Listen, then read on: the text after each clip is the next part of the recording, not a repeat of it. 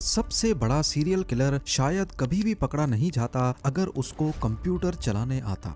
सोचें कि एक ऐसा शख्स सीरियल किलिंग कर रहा हो जो अपने ही शिकार का दोस्त भी हो, शहर का जाना माना नाम भी हो और ऊपर से एक डॉक्टर भी। ये हैरत अंगेज कहानी है डॉक्टर हैरोल्ड शिपमैन की, जिसने अपनी क्लिनिक को जान बचाने के लिए नहीं बल्कि जान लेने के लिए इस्तेमाल किया। इंग्लैंड के हाइड नामी एक छोटे टाउन में जहां सिर्फ 30,000 लोग बसते हैं, वहां पर 23 सालों तक वो सबकी नाक के नीचे सीरियल किलिंग करता रहा। 250 से भी ज्यादा लोगों को मौत की नींद सुलाने के बाद भी किसी को भी डॉक्टर हैरोल्ड शिपमैन पर शक ना हुआ, और शायद कभी होता भी नहीं अगर वो एक छोटी सी गलती ना करता। लोगों को मारने की वजह क्या थी, क्यों वो इतने अरसे तक पकड़ा नहीं गया, और पुलिस को कौन सा सुराग मिला जिसने बरसों से होने वाली कत्लो गारत को एक ही पल में बेनकाब करके रख दी। नाज़रीन, डॉक्टर हैरोल्ड शिपमैन इंग्लैंड में मैनचेस्टर के करीब हाइड नामी एक छोटे टाउन में अपनी क्लिनिक चलाया करता था। यहाँ की टोटल आबादी 30,000 के करीब थी और उसमें से 3,000 लोग डॉक्टर शिपमैन के पेशेंट थे। डॉक्टर ज्यादातर ऐसे पेशेंट्स को टारगेट करता जो अकेले रहते थे और काफी बूढ़े होते थे, जिनकी मौत पर किसी को शक भी ना हो सके। डॉक्टर शिपमैन उन पेशेंट्स को ज्यादा से ज्यादा टाइम देता, वो भी उनके घर जाकर। वो उनके दिल का बोझ हल्का करने के लिए उनकी बातें सुनता, उनको ये एहसास दिलाता कि बेशक ही वो अकेले हैं, लेकिन डॉक्टर शिपमैन उनकी हर बात सुनने को बैठा है। यहाँ तक के कुछ पेशेंट्स डॉक्टर शिपमैन पर इतना भरोसा करते कि उन्होंने अपने घर की चाबियां भी उसको दे रखी थी। अपने इसी रवैये की वजह से वो हाइड में काफी मशहूर हो चुका था, क्योंकि लोगों को लगता था कि डॉक्टर शिपमैन सिर्फ बातों के जरिए बूढ़ों का इलाज कर देता है। पर इस सब की आड़ में डॉक्टर शिपमैन बातों बातों में उनकी सारी डिटेल्स निकलवाता था कि कौन किस वक्त अकेला होता है, किसके पास कितनी दौलत और कितनी जायदाद है, घर में कौन कौन आता है और रिश्तेदार कहाँ रहते हैं। जब डॉक्टर शिपमैन को तसल्ली हो जाती तो वो अपने पेशेंट को मेडिसिन का ओवरडोज देकर मार देता था। अब क्योंकि वो पेशेंट्स पहले ही 80 साल से ज्यादा के होते तो उनकी मौत पर किसी को शक भी नहीं होता। कई सालों तक ये सिलसिला चलता रहा। पकड़ा जाना तो दूर की बात, उन पर किसी को शक भी नहीं हुआ, सिर्फ तब तक जब तक वो खुद गलती नहीं कर बैठा। डॉक्टर शिपमैन ने अपने कैरियर की शुरुआत हाइड से 70 किलोमीटर दूर पॉन्टिफ्रेक्ट नामी टाउन से की थी, जहां वो एक हॉस्पिटल में जॉब करता। फिर 1974 में वो पॉन्टिफ्रेक्ट छोड़कर टॉड मॉर्डन चला गया, जहां वो अब्राहम और मेरॉड मेडिकल सेंटर में जनरल प्रैक्टिशनर की पोजीशन पर लग गया। यहाँ जॉब के दौरान वो कुछ पेशेंट्स को पैथेडीन नामी ड्रग की ज्यादा क्वांटिटी प्रिस्क्राइब करते हुए पकड़ा गया, जो असल में उसको खुद इस्तेमाल करनी होती थी। पैथेडीन है तो असल में एक पेन किलर, लेकिन ये काफी नशा आवर मेडिसिन है। डॉक्टर शिपमैन को पैथेडीन के नशे की आदत थी और वो जानबूझकर अपने पेशेंट्स को ये मेडिसिन प्रिस्क्राइब करता, थोड़ी उनको देता जबकि ज्यादा मिकदार खुद इस्तेमाल करता था, जबकि पेशेंट्स को ये थोड़ी मेडिसिन की जरूरत भी नहीं होती। इससे होता ये था कि पेशेंट्स ये मेडिसिन लेने के बाद बहुत अच्छा महसूस करते, जबकि असल में उनको मालूम नहीं था कि वो नशा कर रहे हैं। यही वजह थी कि शिपमैन के पेशेंट्स ना चाहते हुए भी उसकी तरफ अट्रैक्ट होते थे। पकड़े जाने के बाद हॉस्पिटल एडमिनिस्ट्रेशन ने डॉक्टर शिपमैन को निकाल दिया और बात उसके लाइसेंस कैंसिल होने तक पहुंच गई। लेकिन शिपमैन ने 600 पाउंड्स का फाइन देकर खुद को एक रिहेबिलिटेशन सेंटर में दाखिल करवा दिया, जिससे उसका लाइसेंस कैंसिल होने से बच गया। रिहैब सेंटर में थोड़ा वक्त ही गुजारने के बाद जब सारे उसको भूल गए तो वो 1977 में हाइड आ गया, जहां वो डॉनी ब्रुक मेडिकल सेंटर में जनरल प्रैक्टिशनर लग गया। 1980s में वो जीपी की पोजीशन पर प्रैक्टिस करता रहा और इस बीच ना उसने नशा छोड़ा और ना मौका ढूंढकर बूढ़े पेशेंट्स का कत्ल। लेकिन इन मर्डर्स की फ्रीक्वेंसी 1993 से काफी बढ़ गई, जब उसने हाइड में ही अपनी खुद की क्लिनिक खोली और शहर में एक अच्छा नाम बना लिया। अगले कई सालों तक मामला ऐसे ही चलता रहा और किसी को भी डॉक्टर की इन हरकतों पर शक नहीं हुआ। पहली बार मार्च 1998 में डॉक्टर लिंडा रेनॉल्ड्स, जो कि शिपमैन के क्लिनिक के ऑपोजिट ही दूसरे हॉस्पिटल ब्रोक सर्जरी में जॉब करती थीं, उन्होंने शिपमैन के पेशेंट्स के बीच ज्यादा मरने के रेशो पर तशवीश का इजहार किया। उनका कहना था कि शिपमैन जो सिर्फ एक छोटी सी क्लिनिक चलाता है, पिछले 3 महीनों में उसके 16 मरे हैं, जबकि इसी पीरियड के दौरान ब्रूक सर्जरी, जिनके पास शिपमैन की क्लिनिक से 3 गुना ज्यादा पेशेंट्स हैं, उनके पास सिर्फ 14 पेशेंट्स की मौत हुई है। ये शक तब मजीद बढ़ गया जब ये मालूम पड़ा कि डॉक्टर शिपमैन के 16 पेशेंट्स की मौत के बाद उनको दफनाया नहीं बल्कि जला दिया गया था।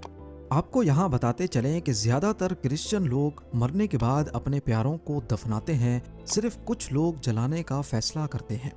डॉक्टर लिंडा ने अपने शक का इजहार एक रिपोर्ट की सूरत में मैनचेस्टर के कोरोनर से किया, जिसमें इन तमाम डिटेल्स के साथ ये भी लिखा था कि डॉक्टर शिपमैन के इन 16 पेशेंट्स में ज्यादातर बूढ़ी खवातीन थीं जो अपने घर में ही मरी हुई पाई गई। और हर बार ये इत्तफाक नहीं हो सकता कि इनमें से ज्यादातर पेशेंट्स की मौत के वक्त डॉक्टर शिपमैन वहीं अकेले उनके घर में मौजूद थे।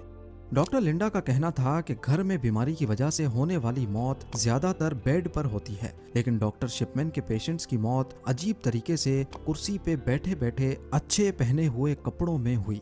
और दूसरा, उस वक्त या तो डॉक्टर शिपमैन उनके घर पे ही था या फिर पहली बार वही घर में गया और पेशेंट को मुर्दा हालत में पाया, जो कि किसी भी तरह से नॉर्मल नहीं हो सकता। इस रिपोर्ट की बेसिस पर एक इन्वेस्टिगेशन भी हुई, लेकिन पुलिस को डॉक्टर शिपमैन के खिलाफ कोई ठोस एविडेंस नहीं मिला और 1 महीने के बाद ये इन्वेस्टिगेशन बंद कर दी गई। जब डॉक्टर हैरोल्ड शिपमैन के पेशेंट्स मर जाया करते थे तो वो खुद ही फॉर्म बी साइन करता था। फॉर्म बी वो फॉर्म है जो मरीज का इलाज करने वाले डॉक्टर को साइन करना होता है, जिसमें वो मरीज की डेथ का कॉज लिखता है। लेकिन मसला ये था कि फॉर्म सी जो दूसरे डॉक्टर को साइन करना होता है, वो भी ज्यादातर केसेस में शिपमैन के दोस्त डॉक्टर्स या उन लोगों से साइन करवाया जाता जो उस पर शक नहीं करते थे। इस तरह शिपमैन अपने पेशेंट्स के डेथ सर्टिफिकेट्स में फर्जी इंफॉर्मेशन लिखकर उन्हें आराम से क्रेमेशन के लिए भेज देता था और किसी को कुछ शक नहीं होता था। इस प्रोसेस की वजह से कई डेथ्स अनइन्वेस्टिगेटेड रह गईं और यही वजह थी कि शिपमैन अपनी कत्ल गारत को आसानी से छुपा पाया। इन्वेस्टिगेशन बंद होने के बाद शिपमैन ने 3 और लोगों को भी मौत की नींद सुला दिया, लेकिन पकड़े जाने का वक्त दूर नहीं था। शिपमैन का आखिरी शिकार हाइड की फॉर्मर मेयर 81 इयर्स की कैथलीन ग्रंडी थी, जो 24 जून 1998 को अपने घर में ही मर गई। और यहाँ पर भी डॉक्टर शिपमैन ही वो आखिरी शख्स था जिसने कैथलीन को आखिरी बार जिंदा देखा था। उसने बाद में डेथ सर्टिफिकेट पर साइन किया और उसमें मौत की वजह ओल्ड एज लिखी। कैथलीन की बेटी एंजेला वुडरफ खुद एक वकील थी जिनको अपनी मां की पुरइसरार मौत पर तब शक हुआ जब उनको अपनी मां की एक वसीयत मिली जिसमें उन्होंने अपना घर डॉक्टर शिपमैन के नाम लिखा था। डॉक्टर शिपमैन उस फैमिली के काफी क्लोज थे और वसीयत में उनको घर मिल जाना शक की बुनियाद नहीं बना, बल्कि एंजेला को शक तो इस बात पर था कि उनकी मां के 2 घर थे जबकि वसीयत में सिर्फ एक घर का जिक्र है। इससे जाहिर होता है कि ये वसीयत किसी ऐसे शख्स ने लिखी है जिसको दूसरे घर के बारे में इल्म नहीं था और वो डॉक्टर शिपमैन ही था। एंजेला वुडरफ पुलिस के पास गईं, जिन्होंने दोबारा से इन्वेस्टिगेशन शुरू कर दी। कैथलीन ग्रंडी की बॉडी को कब्र खोद कर निकाला गया और ऑटोप्सी के लिए भेजा गया। मालूम पड़ा कि उनकी बॉडी में डायामॉर्फिन यानी कि हीरोइन के काफी ज्यादा ट्रेसेस पाए गए हैं। पुलिस ने जब डॉक्टर शिपमैन से पूछा तो उसका कहना था कि ग्रंडी हीरोइन का नशा करती थी और ये बात उसने उनका इलाज करने से पहले अपने कंप्यूटर में भी लिखी थी। डॉक्टर शिपमैन ने हाल ही में कंप्यूटराइज्ड मेडिकल जर्नल में एंट्रीज करना शुरू की थी, लेकिन उनको ये मालूम नहीं था कि उस एंट्री में उन्होंने मौत से पहले की डेट तो डाल दी है, लेकिन कंप्यूटर में उस फाइल की last edit date automatically save हो जाती है।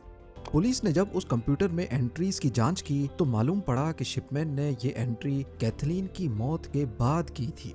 सिर्फ यही एक सबूत शिपमैन को अरेस्ट करने के लिए काफी नहीं था, बल्कि पुलिस को वो टाइपराइटर भी मिला जिसको इस्तेमाल करके झूठी वसीयत लिखी गई थी। इसका मालूम ऐसे पड़ा कि शिपमैन के टाइपराइटर में कुछ कैरेक्टर्स खराब थे और ठीक वही कैरेक्टर्स ग्रंडी की वसीयत में भी मिसिंग थे।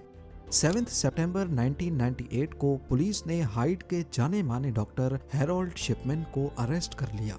जब ये बात खुली तो वो लोग भी सामने आ गए जिनके प्यारों को शिपमैन ने पहले मारा था। उनको शक तो था, लेकिन वो शहर के जाने माने डॉक्टर के सामने आवाज नहीं उठा सके।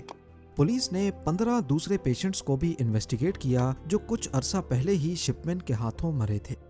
इन सारे केसेस में एक खास पैटर्न देखा गया, जिसमें पेशेंट को डायामॉर्फिन का जानलेवा डोज दिया जाता, उनके डेथ सर्टिफिकेट में वो खुद साइन करता और मौत की वजह में ओल्ड एज लिखता था।